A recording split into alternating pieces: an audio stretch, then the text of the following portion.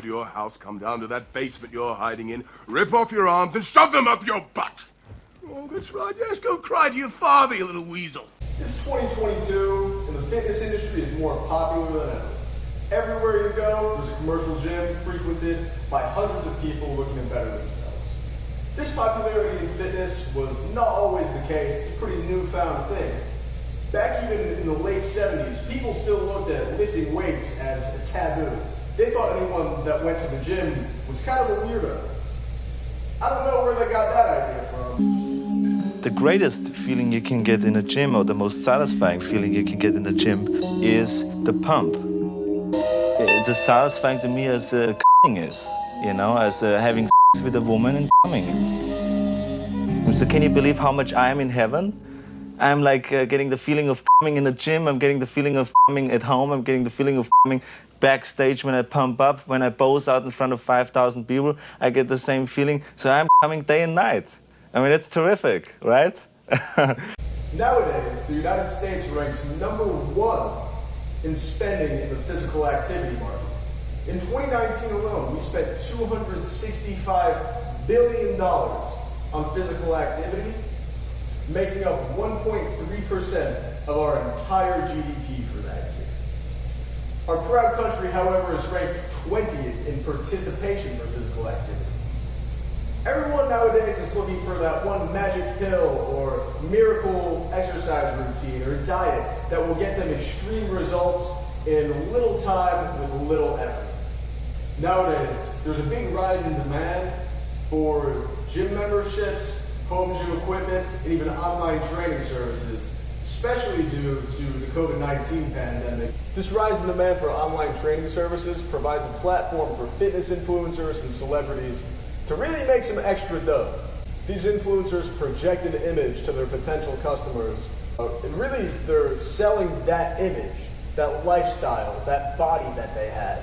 So really the better they look and the better they show themselves on social media and what have you, the more people are going to be interested and the higher their expectations will be. Since this industry is becoming more and more saturated with more competition, all these fitness influencers need to stand out. So they really try and project that image of always looking good and neglect to show any less glamorous sides of the equation. This brings me to Exhibit A, Chris Hemsworth, the actor that plays Thor. People know him, people love him. He always shows up on screen looking sick. No, because people know Chris Hemsworth, they like him, they always see him looking like an absolute unit. They see him and think, oh, I want to look like that, I gotta do what he's doing. And they are interested in his fitness app, Center. So what that does to the demand is it increases it. So then Chris Hemsworth and his team are able to sell their service of this app at a higher equilibrium price point. Now, because they already have the existing infrastructure for the app, they use a lot of pre-programmed workout programs. There isn't that much legwork that goes into keeping this machine running, so to speak.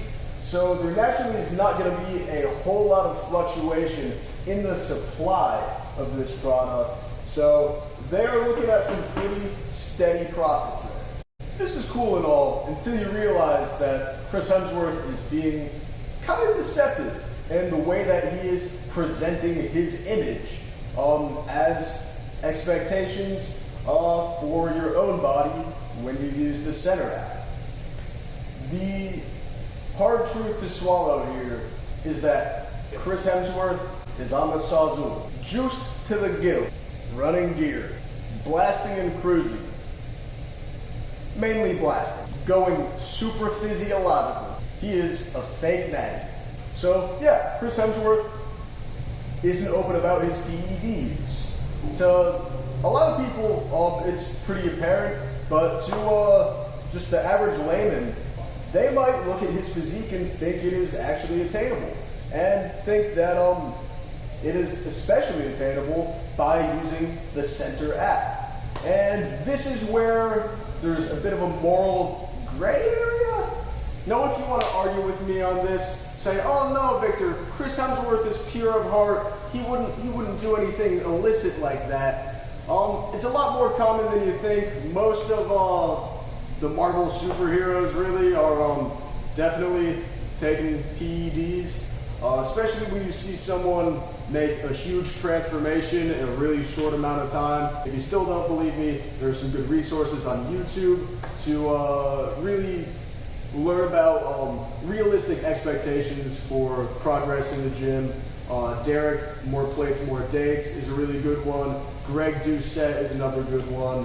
And this is definitely anecdotal, but in 2013, a Hollywood trainer, what's his name? Happy Hills, what a name. Estimated that about 20% of actors will take PEDs when they have like really any form of body transformation required for their roles. And recently said that it has only increased since that point.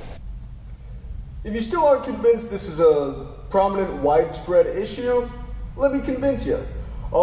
Just look at Simeon Panda, who has outright claimed that he is all natural, has never touched any PEDs. That's just absurd. Also, all these tabloids that you see when you're checking out at Publix that say, oh, you can lose 45 pounds in 1 month. That's a lie. You can't. Another example, Mike O'Hearn, the king of fake natties, actually has a flavor of pre-workout called Natty Juice. If that is not a spit in the face to anyone that doesn't know better, I don't know what is. Now let's look at this issue through the lenses of two contrasting macroeconomical theories. The first is classical economics, which views the market as inherently stable, and it will eventually sort of just come to an equilibrium and even itself out. And yeah, this just puts all the impetus on the potential buyers to do their due diligence and look into whatever service they are buying, and it just allows these dishonest practices to continue. On the other hand, the Keynesian theory of economics says that the market is inherently unstable and requires government intervention to help maintain its equilibrium. And here, I don't know how it would really work. It would have to be a lot of scrutiny to really weed out the bad services here, and would require a lot of resources. And yeah, I don't know. I don't know what the answer is. Perhaps somewhere in between the two. Now that you're aware of this issue, what can you do to make sure that you don't fall victim to any of these dishonest practices? Well, first, just make sure you're informed. Do your research, talk to people, and there's a lot of just bad information, a lot of contradicting information out there. So really do your research, make the most informed opinion you can. Also, don't get discouraged if you aren't seeing the results that you expected to see. You gotta learn to really enjoy the process, and really the best workout routine for anybody is the workout routine that they enjoy doing at the end of the day. Chris Hemsworth thinks you're a stupid idiot. Is, you know, as having sex with a woman and coming. So can you believe how much I am in heaven? I'm like getting the feeling of coming in the gym. I'm